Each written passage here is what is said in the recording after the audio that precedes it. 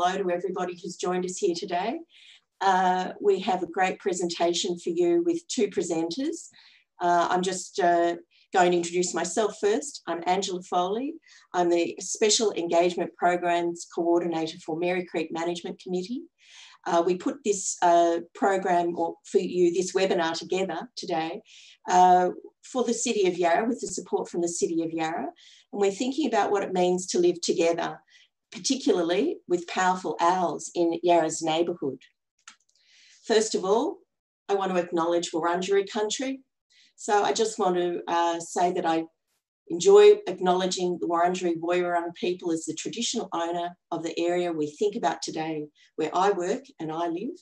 I pay tribute to Aboriginal and Torres Strait Islander peoples, and I send my respect to elders past, present and future. We're in the Woiwurrung season of Porneet, a time for birds to nest, chicks to hatch and fledge, which means they're learning to fly. In the Woiwurrung language, owls are called muk-muk, and the place they really like to sit up high is in a gum tree, which in the Woiwurrung language is bial. I added a link for a very, very small educative film about 3 minutes long that's about the gum tree in Australia, if anyone wants to connect with that. And just for those of you who are not familiar with Merri Creek Management Committee, I work for this fantastic not-for-profit organisation, and together we promote, protect and restore the indigenous flora and fauna of the Merri Creek catchment on Wurundjeri country.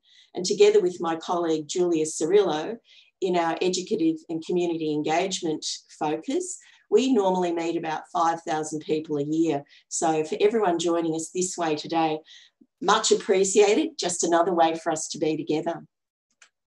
So when we're living together, we often think about ourselves as the human beings, but of course there are so many fantastic creatures around us that we enjoy.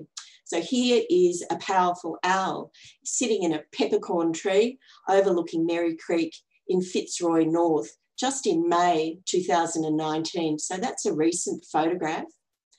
But it's, for those of you not familiar with Melbourne, that's one of our very inner city suburbs. And you can see in the background that I'm talking in front of, I selected a photograph taken of a school playground in the city of Yarra. It's Spenceley Street Primary School. And as they've developed their school over the years architecturally, they've also been really very careful to be loving indigenous biodiversity and their connection to Merri Creek.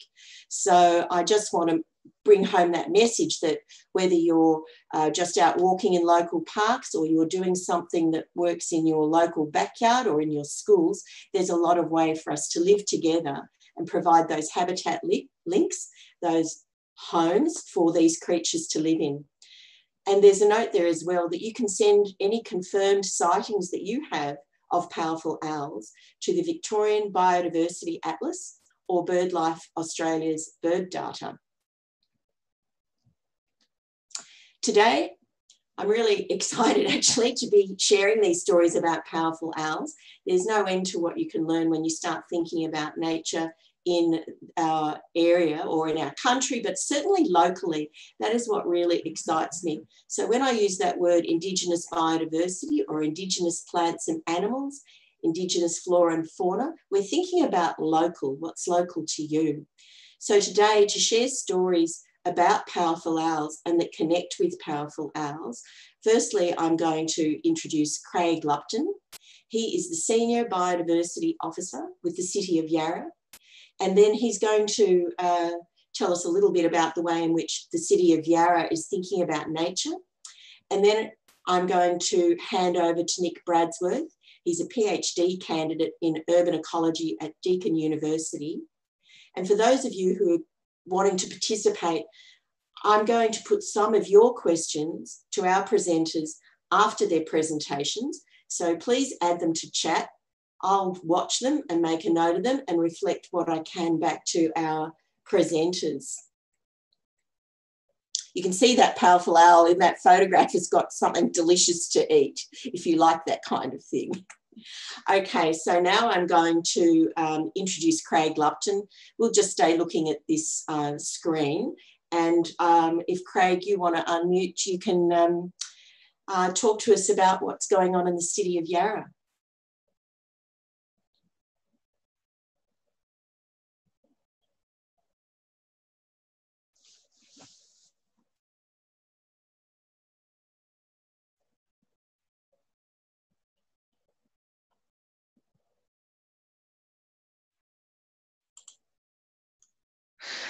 Thanks, Angela. I was just muted there. Good morning, everyone. Yeah, my name's Craig Lupton. I work for the City of Yarra. And you might be saying, what's the City of Yarra got to do with nature or biodiversity? But we actually manage reasonably sized tracts of land along the Merri Creek and the Yarra River, through that sort of Clifton Hill, Alphington, Fitzroy North, Richmond, right down through there. And recently we've actually just completed a nature strategy. So a nature strategy has been something that the City of Yarra has been looking forward to doing for quite a few years. And what we did a couple of years ago, or 3 or 4 years ago, was actually undertake a biodiversity health survey, which was essentially an audit of all our ecological values within the City of Yarra.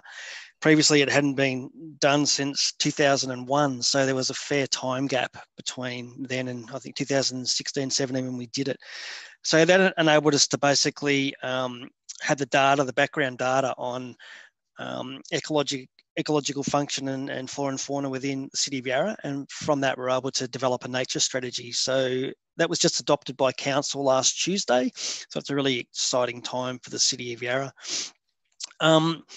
In relation to the work and study that Nick's been doing, the research, it's absolutely critical, this sort of research around whether it's threatened species like a powerful owl, or whether it's fauna, or whether it's other or flora species. This sort of information is critical for land managers in determining how we need to maybe tweak our existing management actions for species, or how we might want to modify or in fact change them up completely. So the work that Nick's doing on movements of powerful owls around sort of Melbourne, the urban rural fringe, is really, really exciting. And you know, the data that you'll see today is going to help us to manage this species, but being an apex predator at the top of the food chain, it's essentially an umbrella species. So if we manage for the powerful owl, we can also manage for a whole range of other species as well. So really exciting times. My affinity or love for powerful owls came when I was a ranger out at Sylvan Reservoir Park with Parks Victoria many, many years ago. But I used to watch a pair of powerful owls out there who successfully fledged a couple of years in a row. This is back in the early 1994, 1995, 1996. So it was a fair while ago, but just the size of the bird, the power of them, watching what they used to catch at night and eat it, and also the young animals when they fledge this time of year are pretty special in terms of the way they trill and just their inquisitive nature. So look, I hope you enjoy this presentation. I know it'd be fantastic, and thanks for the opportunity. Thanks, Angela. Back to you. Beautiful. Thanks, Craig. I think the message that you're sending to us is just how there's just so many initiatives, and it's so great to know that at the local government area, this really detailed kind of work goes on. And coming from a not-for-profit organisation, it's so wonderful to think about, you know, there are Friends of Merri Creek, there's local government councils, there's people like yourself, there's research going on by people who are passionate like Nick out at Deakin. And so it's a really wonderful thing for us to come together today and do this. Thanks a lot, Craig. I'm just going to introduce Nick now. Nick researches the movement and habitat of the powerful owl, Ninox strenua. This threatened species is an urban apex predator. It is found in Melbourne, Sydney, and Brisbane. Nick's going to highlight the long-term needs of powerful owls and their coexistence with people or between people and powerful owls. So how can we live together? How can we continue to share the spaces and places in Greater Melbourne with powerful owls? So I'm going to hand over to you now, Nick. Good morning and thanks for joining us. Thanks, Angela. Yeah, great to be here, and thanks to everyone that has logged on and taking time out of their Sunday morning to listen to me bang on about my favourite owl species or favourite species overall. So we've got about just under 100 people listening, so that's fantastic, and we've still got some more people coming in, so we'll make sure that we let those other people in. All right, so yeah, thanks again, Angela and Craig. So we, I guess today we were wanting to share some stories about powerful owls, and I've been an avid not really bird watcher, but interested in birds, and in particular in owls my whole life. So it really has been a privilege to be able to research something very close to my heart. I'm working with Raylene Cook and John White at Deakin University as my supervisors. And most of the pictures that you see here on my presentation are photos that I've taken myself of the owls that we've been lucky enough to study in and around Melbourne. So I'll start my presentation with a bit of context, just putting our research in context to the global audience. So, and then moving into their general ecology. So just bringing everyone up to speed with the species that we're talking about, and then how you can help our research, then what you can do to help, and we'll get to those questions at the end. So just to begin, there's two major issues happening currently around the world. In the left-hand side there, we've got a major decline in apex predators globally, and apex predators are critically important for maintaining healthy and biodiverse ecosystems by controlling more abundant animals lower down in the trophic levels. And then in the other hand, we have urbanisation that's happening as well. So we've got urban areas which are further encroaching onto those natural areas with our expanding human populations. So these two factors are also interrelated as well, because apex predators in general have these really specific requirements that don't really align with urban areas. However, there are some urban apex predators, and it's really important that we have an understanding of what these species are using, so that we can protect those areas and enhance them into the future. So these are some different apex predators around the world that are living in urban environments. But another species that's a bit closer to home and just a little bit of fun to start with as well. This slide that I put together for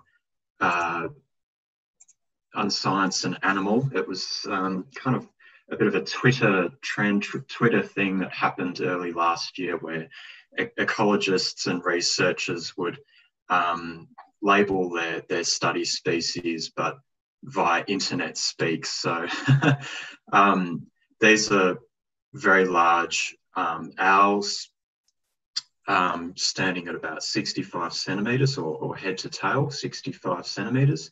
Got these enormous talons, really hooked beak, very good eyesight. And they're found right along the eastern coast of Australia. So they are found in urban areas. They're found in Melbourne, Sydney and Brisbane as well. So in Melbourne, we've been studying the powerful owl for about 25 years, I think, through Deakin University. And then in Sydney and Brisbane, the powerful owl is being studied through BirdLife Australia. So here's a couple of images of some very urban owls. On the left-hand side, we've got a powerful owl sitting in a deciduous tree out the front of Reading's bookshop in Carlton. And then on the right, it might be a bit hard to see, but the owl is sitting in another deciduous tree in Williamstown. And it was believed, my supervisor, Raylene, took this photo, and it was believed that the owl was looking at its reflection in the office window. So it might have been a little bit lonely and trying to make friends with its reflection there. The powerful owl is not the only common nocturnal owl species. Well, they're not common actually. They are a listed threatened species. They are very, very rare. You'd be very, very lucky to see one. But you'd have a better chance at seeing some of the other more common species, such as the southern boobook, which is in the same family as the powerful owl. So they're part of the Ninox family, which are the hawk owls. They've got that hooked beak and sharp talons. But then we also have the tawny frogmouth, which isn't actually an owl. They're part of the nightjar family. The tawny frogmouths and the boobooks are about half the size of a powerful owl. So they're much smaller, but the middle and the end are much more common. So those really sharp talons is what you look for, the large size and the hooked beak as well. And I'm just going to share with you, I guess, the differences between males, females, and the chicks as well. So of the image on the left, the male has more of a square head and the females have a more rounded head. Now, I've got links throughout my presentation with more resources that you might want to jot down and have a read. This was some research that I was part of earlier this year, which is free to go and have a look at. And basically we found out that females with the eye mask, so this part around their eyes, the eye mask extends past the end of the head, whereas in the males there's a little bit of head feathers before the edge of the head. So you can have a read of that in this paper here. So here's what the males sound like.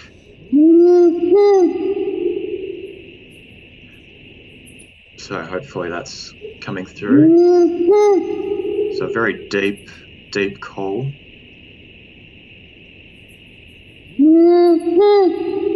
It's described as like a woo-hoo call. The females are higher in pitch because they have a smaller body size.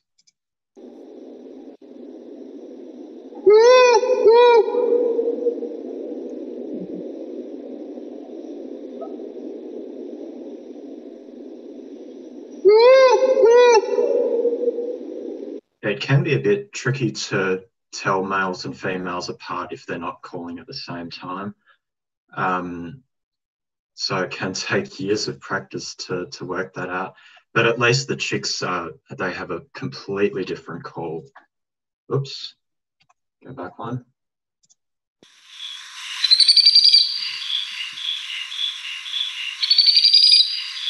So a very different call. And that's called trilling. So that's when the chicks have are either in the tree hollow or when they've just fledged, like these two here, and they're begging for food from the parents. That's the sound that they make.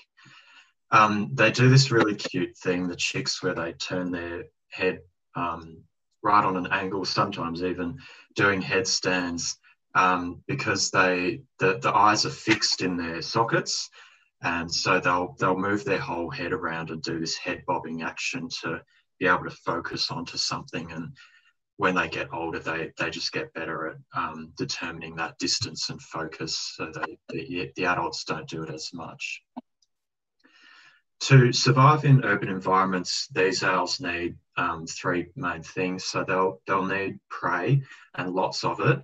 And lucky for them, they do have quite a lot of large arboreal mammals available to them in urban environments. So mostly common ringtail and common brushtail possums is what they're eating in urban environments, and they'll consume a lot of them, 250 to 300 possums in 1 year. All sorts of different things come into their diet. I haven't looked into their diet at all, just because lots of people have already done that. So you get things like koala young, brush-tailed turkeys, feral rabbits, and large gliders, and birds as well. So when like forested owls, when the prey abundance is lower, prey density is lower, they generally will just take whatever is there. So more birds, more smaller things. But when they've got possums in every tree, then they're quite happy to just eat, live off those. They'll need structurally diverse roost sites. So what do I mean by that? So they need different layers to the vegetation. So I've found through my research, and I'll touch on this a bit later again, that they spend across all of the owls in Melbourne about half roost in the canopy and half roost in the mid-story. So they need a few different options to roost in urban environments. And then for them to successfully breed, they also need a tree hollow. And they are winter nesters, as Angela said. So the chicks should be fledging at this time of year, so they should be pretty much done with their hollow by now. And I'll touch on the hollows a little bit later. So they are a threatened species. So in Victoria, they're listed under the Flora and Fauna Guarantee Act. And despite them being an urban species, they are impacted by urbanisation as well. So it's really important that we get an understanding of the spaces that they are using.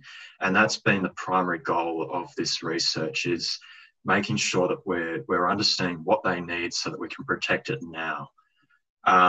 They are also impacted by predation, particularly when they're at this young stage of young chicks at the moment. So they're very clumsy flies, and they will end up on the ground if they haven't timed their landing right. So things like feral cats and foxes will take young powerful owl chicks.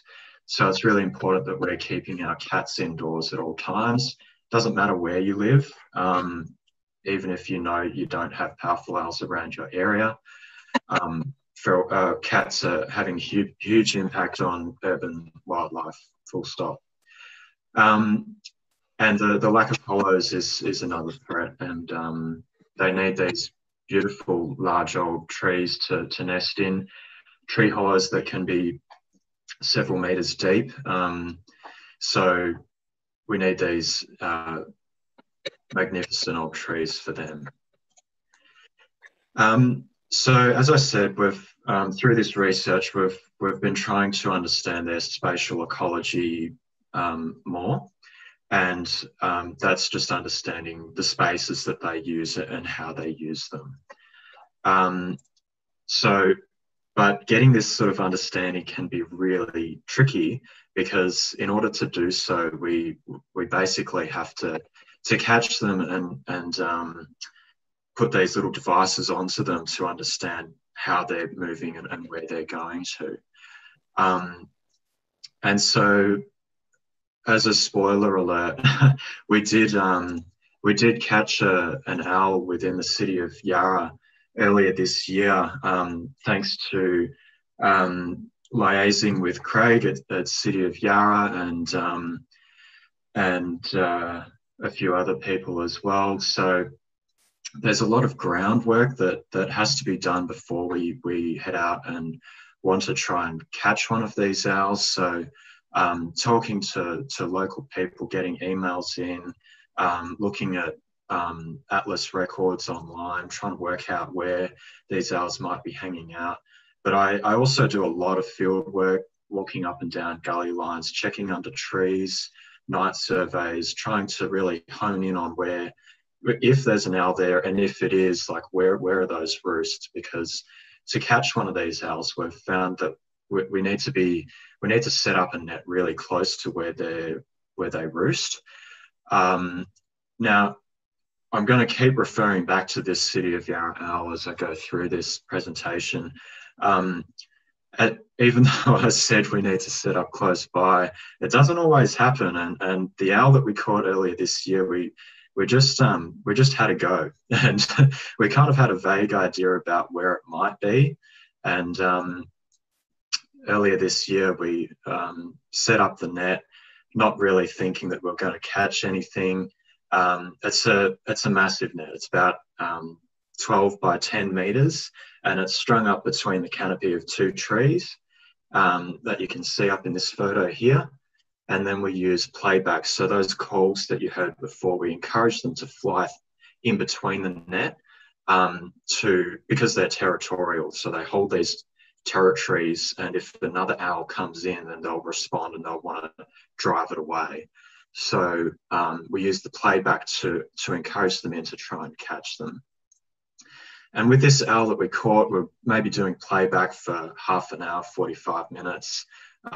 We had the grey-headed flying foxes going over our heads, heading off for the night. Frogs, so many frogs calling. And then I just heard like a single call. And so I stopped our playback and just waited.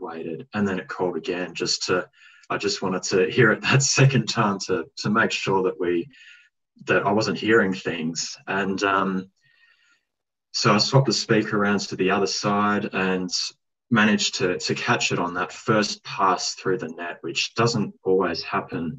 Usually we have to kind of get them to move between either side of the net a few times. When it hits the net, we've got people on either side that we lower the net very carefully. So the owl is then tangled in this net. But because they're such a large owl, we can, I've extracted so many of these owls now, they're not hurt in the process, and it's a very quick extraction. We just have to be really careful with their talons and the beak. We don't wear gloves because we need to be really nimble with our fingers and have a really good grip on their legs. We do a weight check to determine the sex of the owl. So we're fairly certain that this was a female owl because she was of a lighter weight. The males are heavier. And then we attached a GPS device to the 2 most central tail feathers.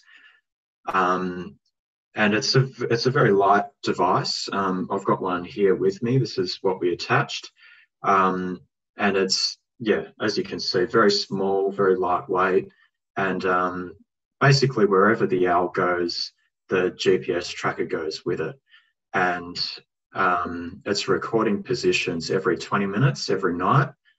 And so it's an incredible amount of data that we can obtain from these tiny little devices.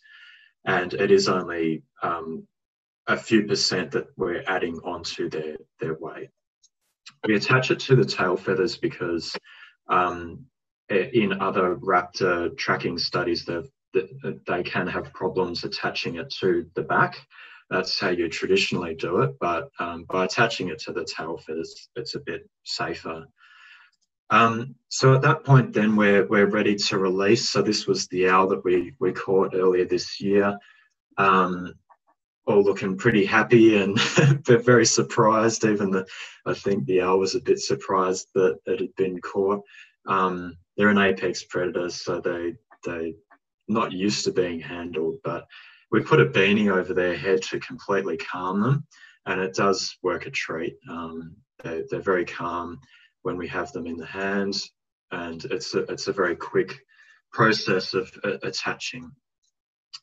So we've got Josh and George there from Felix Botanica, who helped me catch the owl, and then Bronwyn is there as well. So Bronwyn did her PhD on powerful owls many years ago, and it was great to have her experience there.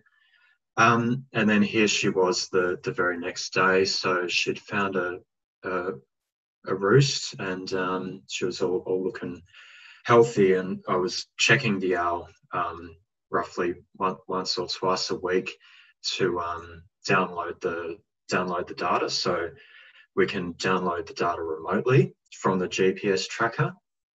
And that's really good, because if we can't get the tracker back, then we can at least have the data, and that has been an issue with this project in the past. So we've got some new whiz-bang trackers that have been really helpful.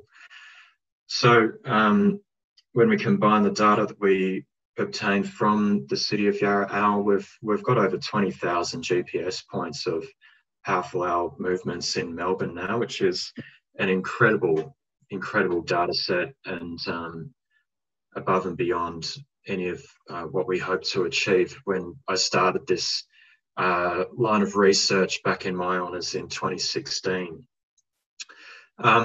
we do end up with about 30 to 40 nights of movement tracks. We ended up with, I think, 19 or 20 nights from this owl.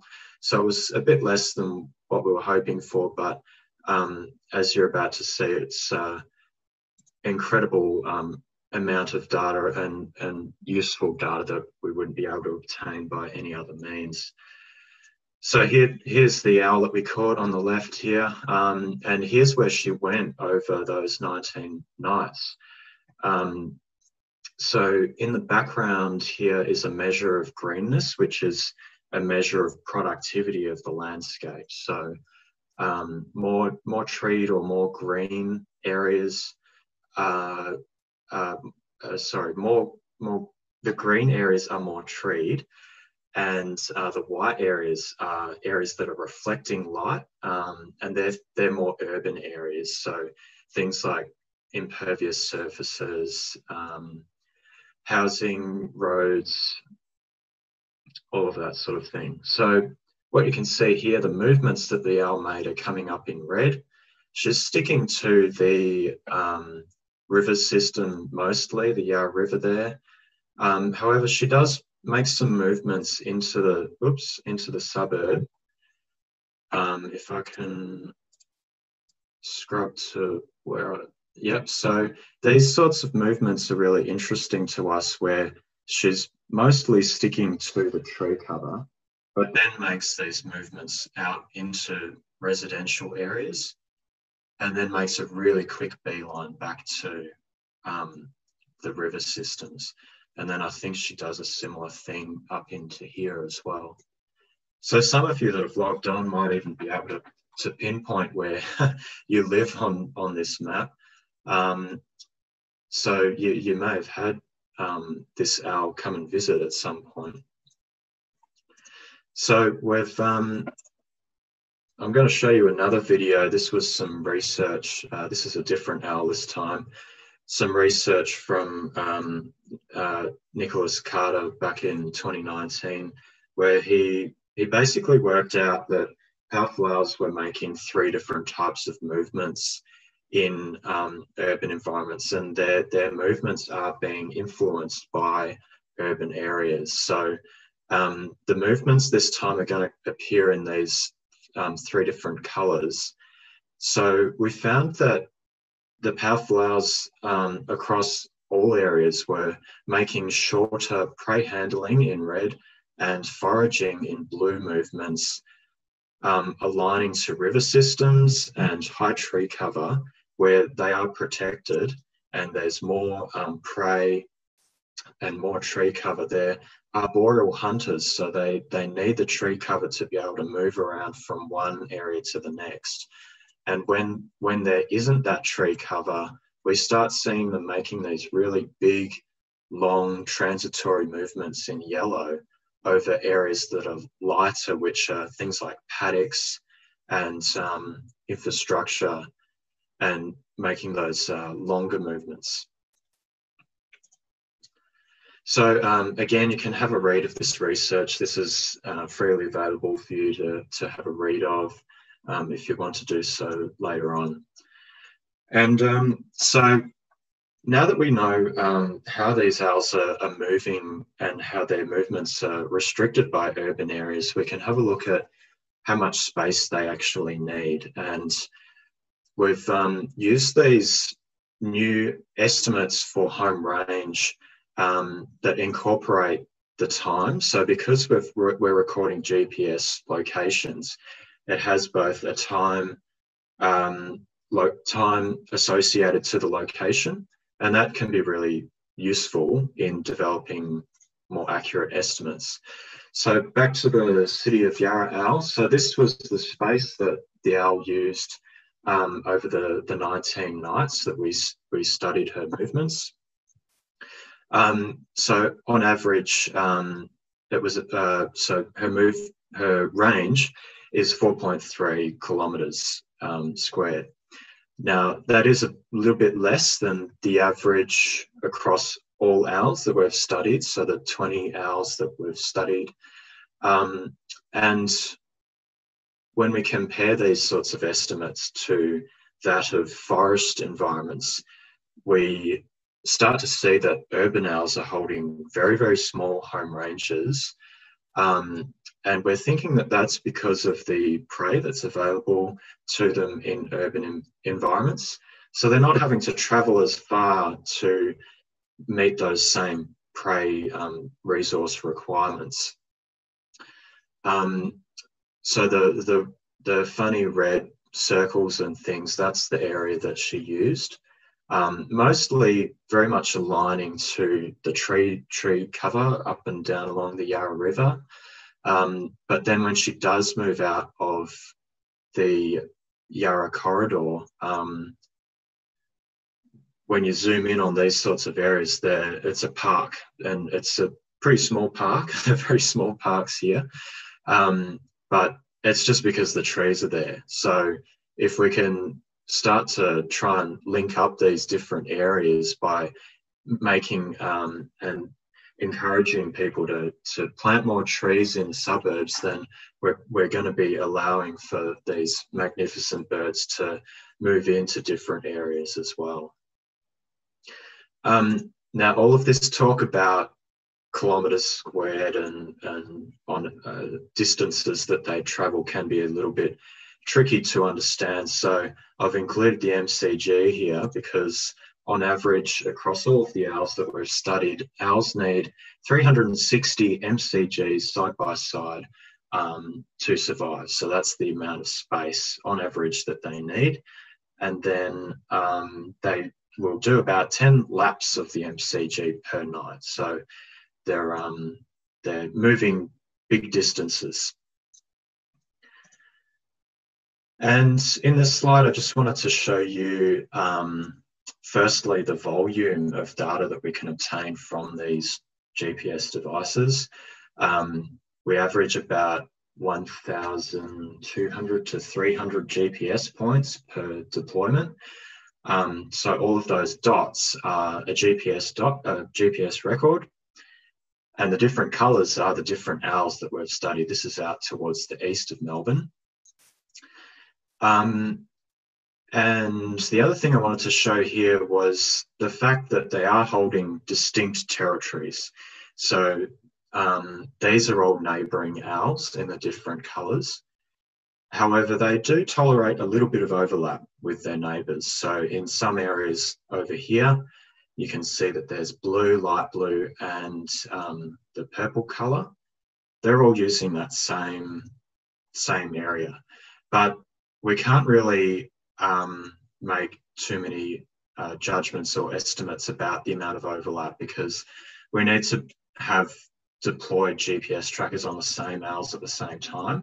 And this has been a mammoth amount of work that we've been chipping away at over many years now. So we can say that they have overlap, but they might not in theory. Their home ranges are probably quite dynamic as well. So they probably change shape over the year, depending on prey availability depending on season. They probably have a smaller home range when they're nesting, to be closer to that nesting, closer to the chicks and wanting to protect their young. So these are all interesting things that would be good to study, but they're going to be outside the scope of my research for now anyway.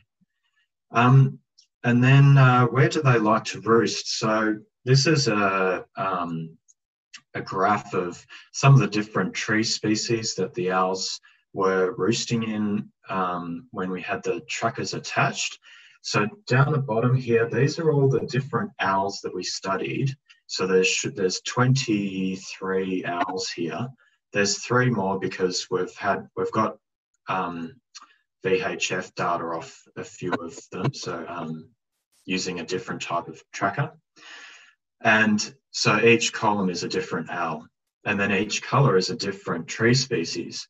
And then the tree species with a star are the ones that are not indigenous to that area. So you can see that some of these owls, such as our City of Yarra owl here on the right-hand side, she's roosting in a fraxinus desert ash tree, which is a non-indigenous to the area. But what I'm trying to show here in this graph is that different owls are using different trees to roost in.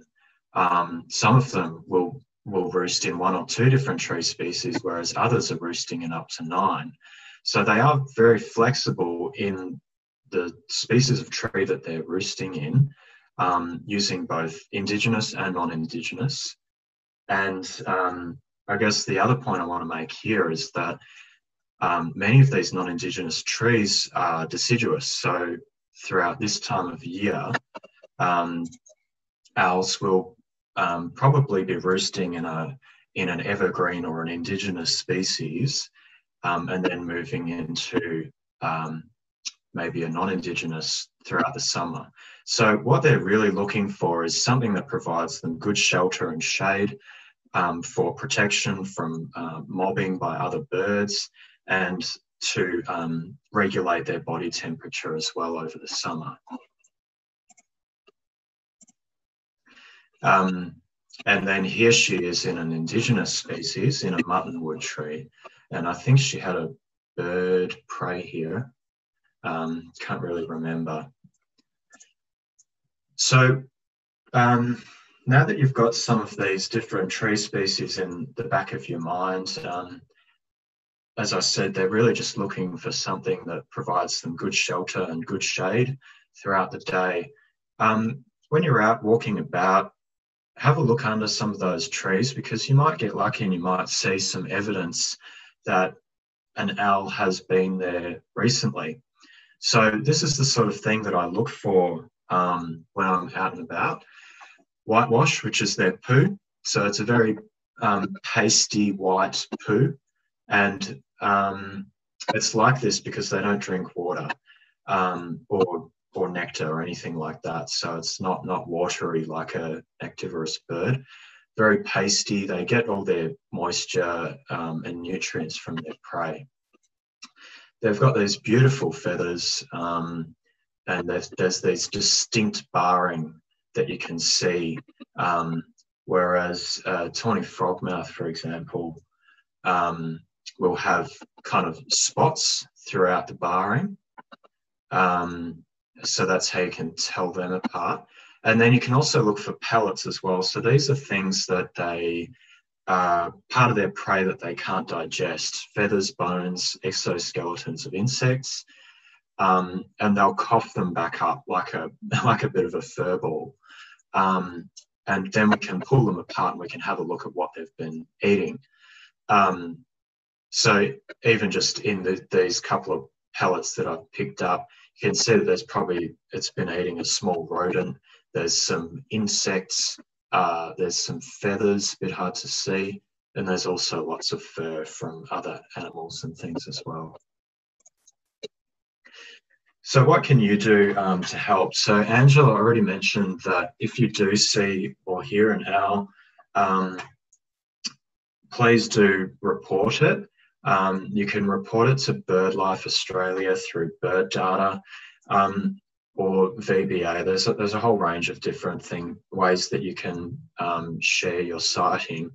The main thing that we encourage you not to do is share it on social media, because we just need to be really careful with where we put this information, because they are a threatened species, and people do want to see it, and I totally understand that.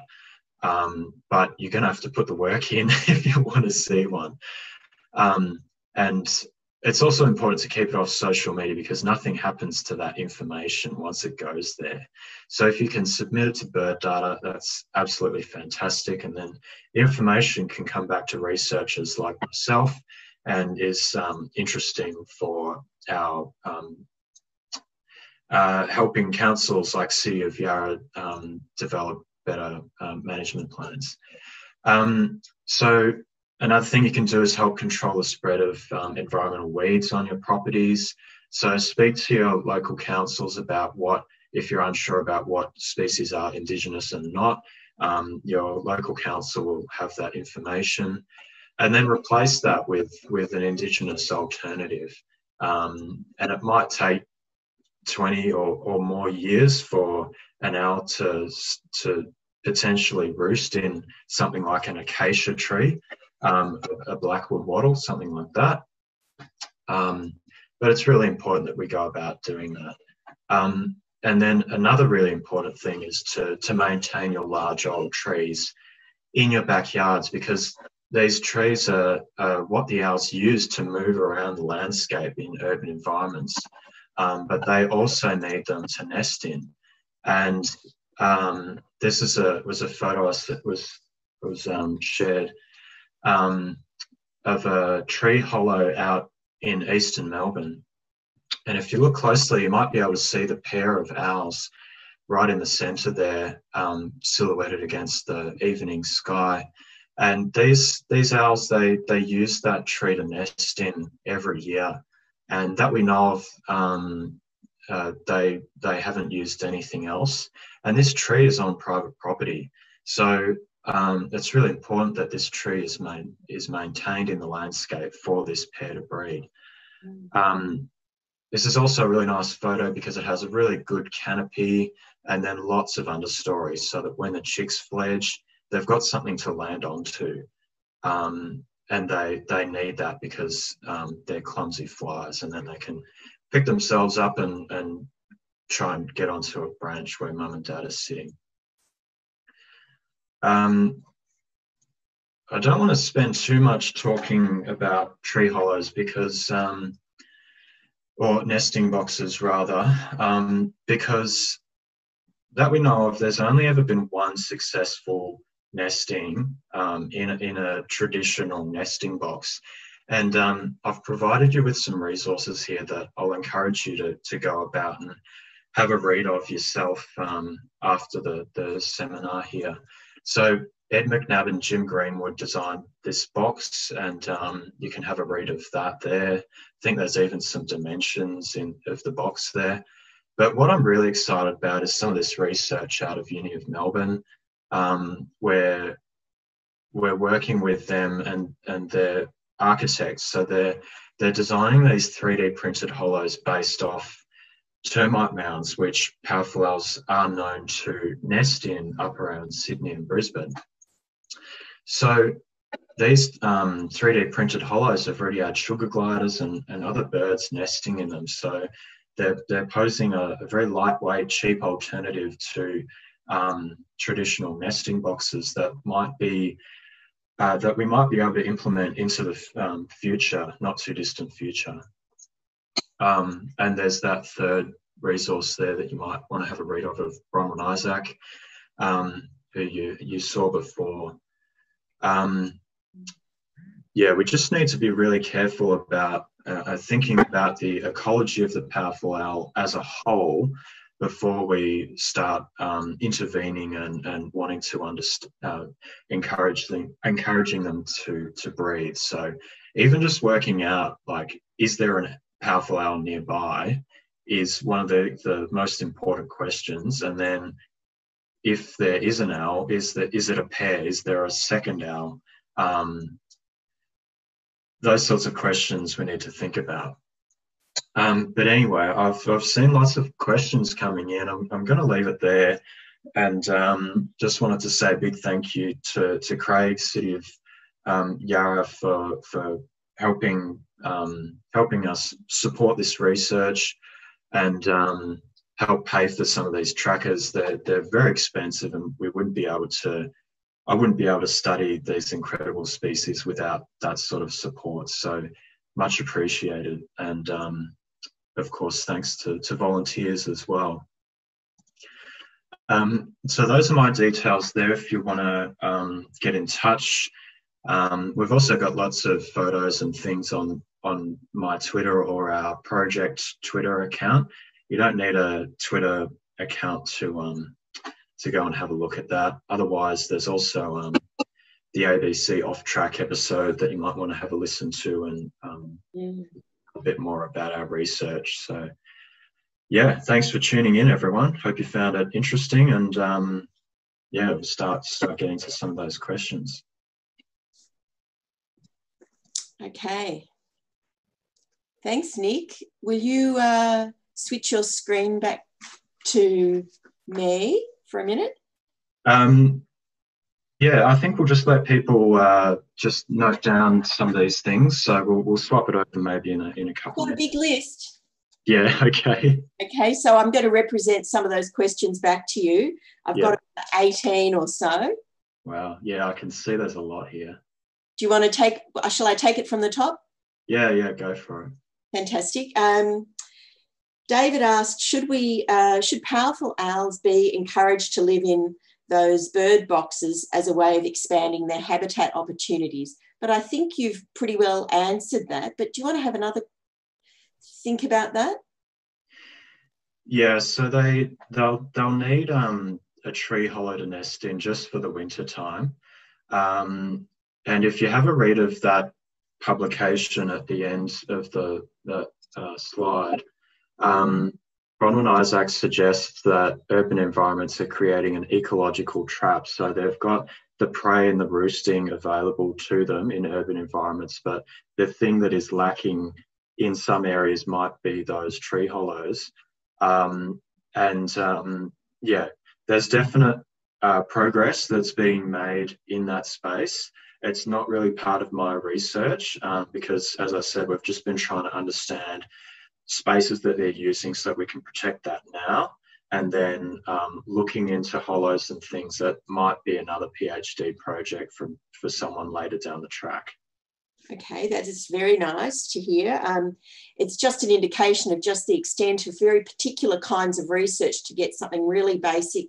And you made it really clear to us as well that the images that you're putting together now, and a number of people I think have commented that they just love those images that you're producing, and I'm a big fan of those maps. They're so gorgeous. I think Belinda said she thought the language in the understanding of the bird there was the Prada dress, and then I couldn't see if it was a floof zone or a flood zone. But this language, are you making it up, or does it come from somewhere, Nick? The floof zone, yeah, it's just internet speak. Yeah, maybe I spend too much time on Twitter or something. Okay, so you're making this up, are you? Oh, yeah, a bit of both. Too many YouTube videos, yeah. We'll get by with more language, so much appreciated. Let's see, Katrina asked, do powerful owls eat bats, microbats? And others asked about snakes, lizards and frogs. Yeah, good question. They will eat bats, mostly the larger bats, so grey-headed flying foxes. They will eat, so battle of the threatened species there a bit. But unfortunately, it's just the way the world works. There's been a lot of information into their diet up around Sydney, and they've recorded bats a lot into their diet. I don't know if microbats have been recorded. They generally go for the larger prey items. I have seen them with a sugar glider before, but even that would be like entree for them. It's hardly hardly fill their stomachs. And then what was the other part to that question? Would they eat snakes and lizards? Yeah, so they generally they'll just eat things that live up in the trees. So arboreal prey, so possums and bats, things like that, birds. Every now and then you see, as I said, like brush-tailed turkeys and rabbits, like feral rabbit, but they are vulnerable when they are on the ground, so they'll generally just stick to consuming those tree-dwelling prey. So they're not going to be found too frequently flying over grasslands to the north of Melbourne and Merri Creek? No, no. Like just depends on the tree cover. So if they've got some stopping points along the Merri Creek, then definitely. But as you saw in some of those videos, they're making really fast, quick movements over areas without trees to move to that next spot where they can rest and eat prey or whatever they do. Okay, great.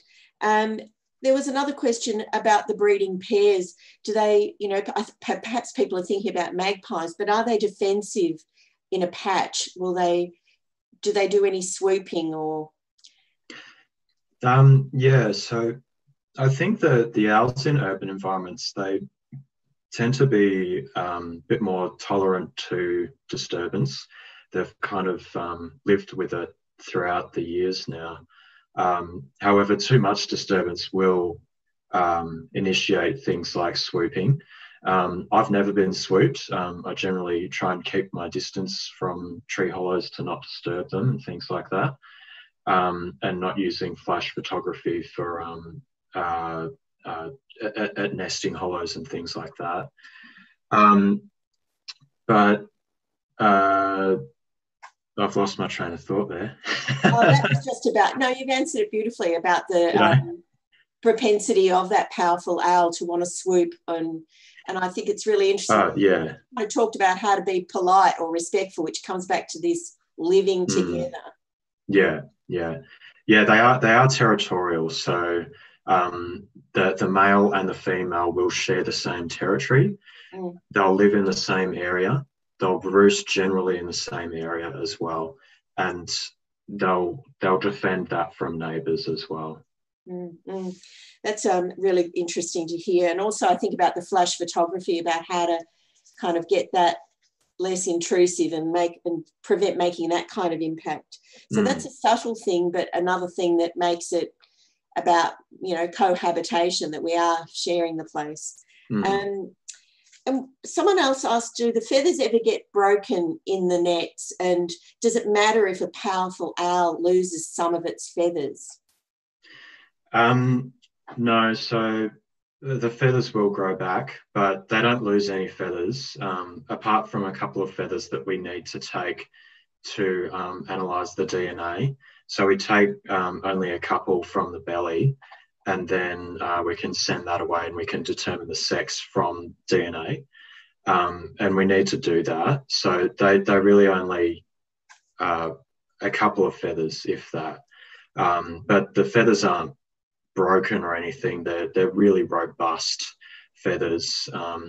These owls can carry up to and over their own body weight in prey, which can be over 2 kilos. So they need to have really strong wing muscles and strong feathers to be able to lift up like possums like this. So yeah, there's no harm done. There is another feather question, Nick, and that is because it seems perhaps that there's a lot of different types of feathers on the powerful owl. Some of them are short and fluffy and some are long. And so how do you identify a powerful owl feather, was asked? Yeah, good question. I might have something on my Twitter. Yeah, I should probably post an image on Twitter or something of telling the difference. But generally, the powerful owls, they'll have barring to the feathers, so white patches in between the dark. But then like a tawny frogmouth are mostly grey. There's a little bit of barring, but it's very mottled, so it's not like pure white. It's more grey with black and white specks. Okay, well, that's fantastic. Okay, so it's a matter of really getting your eye in and not jumping to conclusions. Yeah, yeah. Yeah. You can send me photos of feathers and I can tell you if it's a powerful owl or not. There's a great invitation for anyone wanting to take a photo of a feather, and you can send it to Nick and he'll just say, oh. Inundated with feather photos now. Do you have a special collection of feathers yourself at home, Nick? I do, yeah. I don't actually, I usually have some on my desk here, but I don't. Okay, but maybe you can show it. Now's the time to show everyone your terrific owl outfit, which we can, there you go. This is what everyone's been missing out on so far, but there's Nick's fantastic owl outfit with his... Yeah, got lots of owl T-shirts. Ben asked us, how much do the adults weigh? Yeah, the females can be 12 to 1,300 grams and the males can be 1.6 to 2 kilos. So the males are heavier. And then the chicks, when they fledge, they could be around maybe 1 kilo. So they're already quite large and hefty when they leave the hollow. Yeah. What about shells? What happens in that nest? Oh, the eggshells. Sitting in the shell, yeah. What's the shell like? From what I've read, they're pure white and they're very circular in shape. And they might be about the size of a 50-cent piece. Don't quote me on it. But yeah, something like that. Okay, they're good questions, aren't they, Nick? Yeah. And it's so great that you can... What's that? There's lots of questions there, which is good. Yeah. And then we had someone ask that they'd seen a decapitated possum in a backyard and they had assumed that a cat had done it. But is it possible that that was the work of a powerful owl? Yeah, I get asked this question a lot. One of the first things that an owl will do is snip off its head. Unfortunately, it's a bit gruesome. But it's a quick death for the possum. So yeah, it's possible. Generally, if it's like guts and carnage everywhere, it might be a cat or a fox. But if the evidence is found above a dead stag, like a dead eucalypt branch that's out nice in the open, because the owls, they love to sit on these open branches in the night and they'll sit there and they'll eat their prey. So if it's kind of concentrated around underneath one of those dead or open branches from a eucalypt in particular, then it could be a good chance that it's a powerful owl. They're the only bird that would eat a possum. So the only other options are like a cat or a fox. So yeah, hopefully that helps. Could be. Fantastic. It's a good thing to think about, though, isn't it? That person was saying they just assumed it was a cat, and a lot of people are concerned about cats. And someone asked a question, perhaps to Craig, about what is Yarra's policy on cats. That came from Glenda, actually. Thanks, Glenda.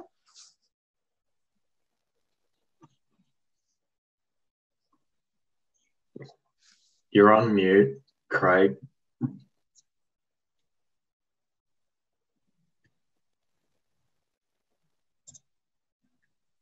There we go. Yep, got ya. Cat, there is no policy or curfew at the moment on cats, which is obviously disappointing. But there is a motion that was put through to council, I think, fairly recently, to look at assessing a cat curfew within Yarra. So our domestic animal management plan is being updated next year, and as a part of that process, there'll be a cat curfew will be considered. Obviously, from people in this webinar and people who obviously love nature and understand the importance of cats being kept inside and the damage that they do to native wildlife. You don't have to convince us, but it needs to go to community consultation, a whole range of things. And it's quite a contentious issue, unfortunately. So, yeah, that's where that's at the moment. So good news is it'll be looked at next year. Fantastic. Thank you so much. I'm just coming back now to the screen just changed there for a minute. So I'm just scrolling down again.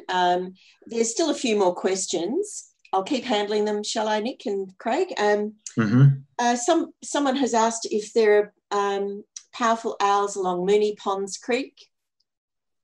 Good question. I'm not too familiar with that area, but yeah, as I said, if there's tree cover, there might be, but I haven't specifically had many sightings from that area. I would know about it because I get a lot of emails about sightings quite regularly, but yeah, not that I'm aware of. And okay, Ray asked, are owls dying after eating mice who had eaten rat sacks? So we've got a kind of life cycle business going on here. So if rat sack is a poison that will knock off our mice and our rats, then how else, one, is that true that the owls are dying that way? And two, can you get rid of mice without harming the owls? Yeah, great question. And the evidence suggests that it is an issue. So bioaccumulation of rodenticides into powerful owls. So BirdLife Australia are looking into this, and they've been collecting powerful owl samples to have a look at their livers, so owls that have already died, to work out if they have died because of that. I'm just going to share a link in the chat. There is a petition at the moment with BirdLife to try and encourage people to not use these rodenticides in urban environments, because it's an issue for other raptor species as well. What would it be called?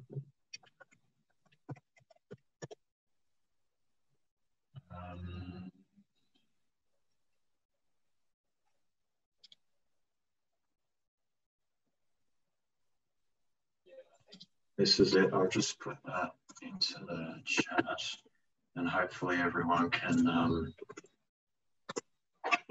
sign that petition to help owls and other birds of prey. That's fantastic.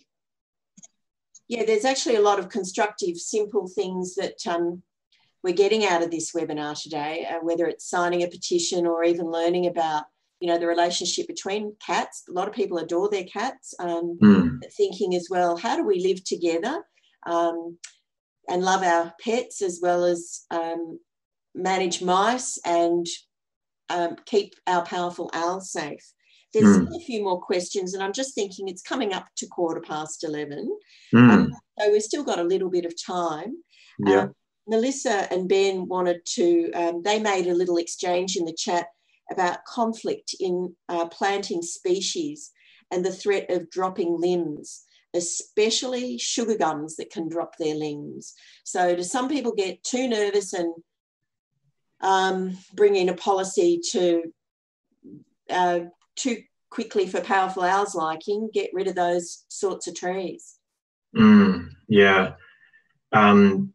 Craig might be better to answer this sort of question in terms of street trees. And yeah, I know eucalypts are notorious for dropping limbs, so you do have to be careful about where you can plant them. And unfortunately, that we know of, that they will only nest in eucalypt trees. So yeah, it's tricky. It's really tricky. Yeah, it's always a balance of risk, most importantly for public safety, And that's obviously one of the key ones. But then we also have overlays around, or considerations around, biodiversity with our street tree planting, but also shade and cooling for the heat island effect. So there's a whole range of different factors that go into selection of trees. And we are, I think, around something like, 45% of our street trees are native trees. I'm not too sure what the percentage of indigenous trees are, but we certainly do still plant eucalypts. But yeah, we need to factor in a whole range of considerations when we look at choosing species. So a lot of work goes into that. Sometimes it's not the best outcome potentially for the powerful flowers, but there's a whole lot of competing factors as to why. Yep.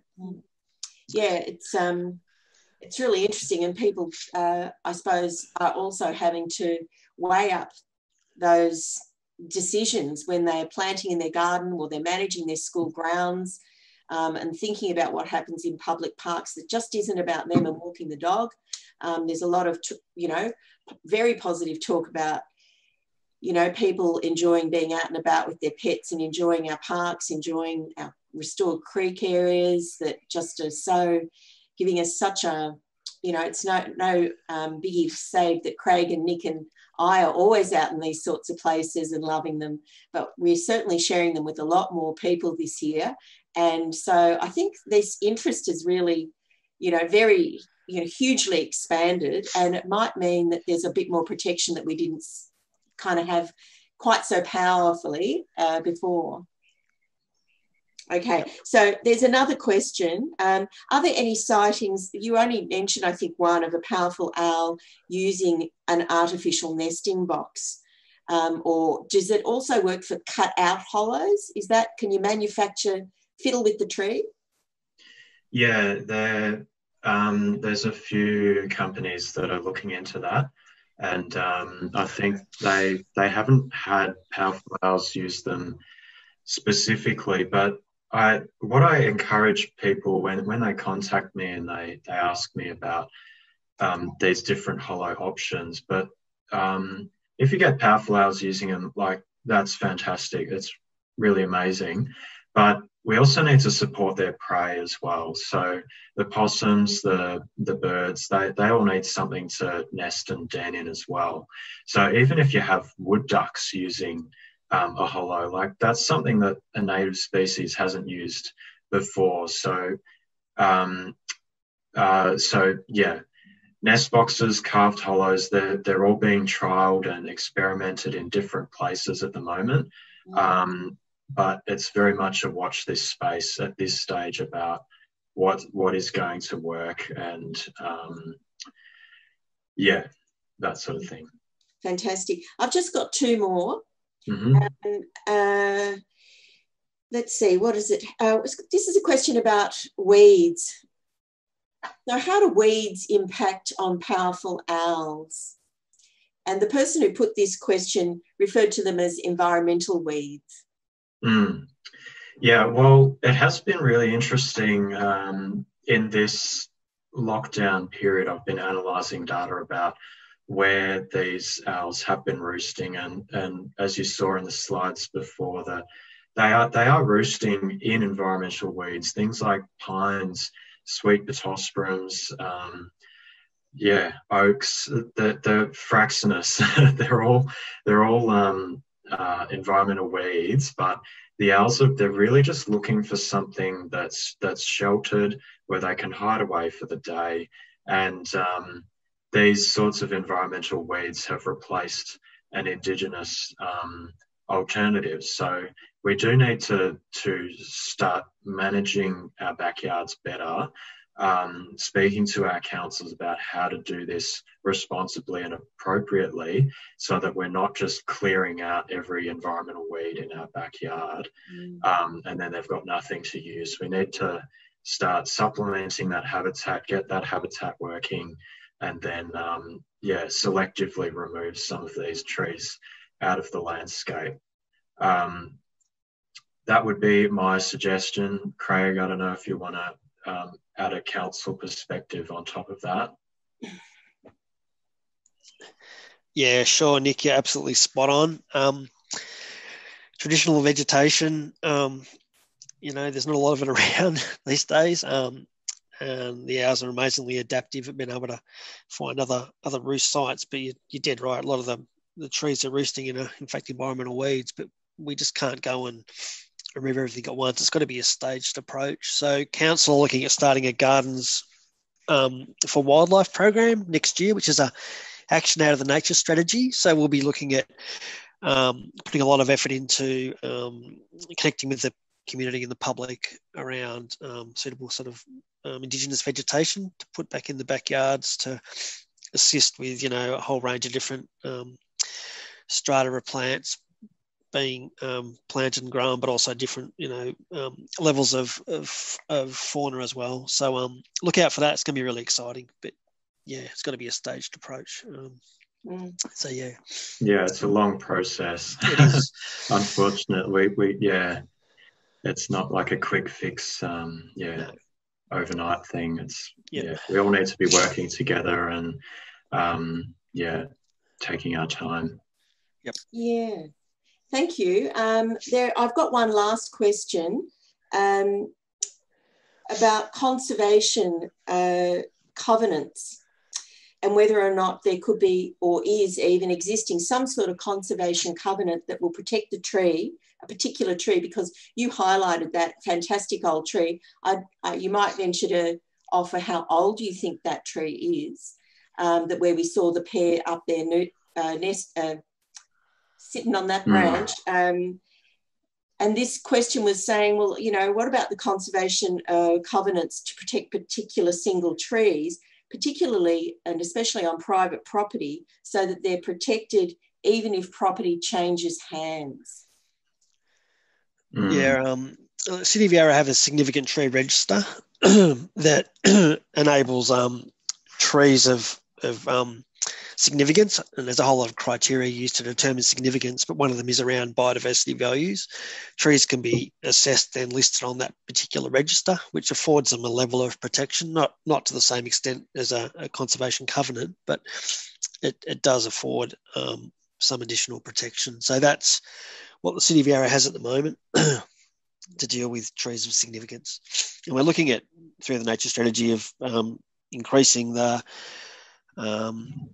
priority around the conservation and ecological value of those trees. So there's a whole lot of criteria and factors used to determine what's a significant tree, but it could be stronger on the conservation value. So we're looking at improving that through local law next year as well.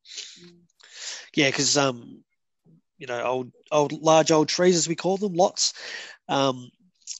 A lot of them on private land, and that's how we secure those for the future, which is really important, as Nick's research has shown that they will use areas that are away from the riparian strips and waterway areas here and there. So, pretty interesting.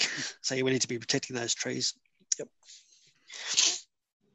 Yeah, that's great to hear, Craig. I haven't really looked into that space too much, and I should do more research into that. So yeah, it's a great question. Okay, I think the City of Yarra is to be congratulated on the successful accepting of this new nature strategy. That just happened during the week. So Craig's couple of years working with some other ecologists and have been forming this kind of strategy up, bringing it to council, and now we have, if you're not excited about that, I don't know what. And I believe the document's just sort of, it's not really like your old phone book, but I think there's 20, 30, 40 pages in it. 115. 115, so there you go. It's just a tiny little 115 pager. And I just want to encourage people to have a look at it. It's the sort of thing that you might want to read the abstract or the conclusion, or just look at a table of contents, and you get an idea of what people are thinking about. But also, I think personally, it's just also a way of respecting the amount of work and expertise and the different people involved in putting their energy into the protection of nature in our city. We began by thinking of the fact that we're not just in Melbourne, we're on Wurundjeri country. Those totemic values of creatures around us are still of, passionate interest for Wurundjeri people. I spoke with one Wurundjeri friend during the week, and she was saying that her young daughter has the owl as her totem. So these kinds of cultural practices and associations, as well as our ecological understandings, you know, it all comes together and helps us understand where we are and enjoy where we are.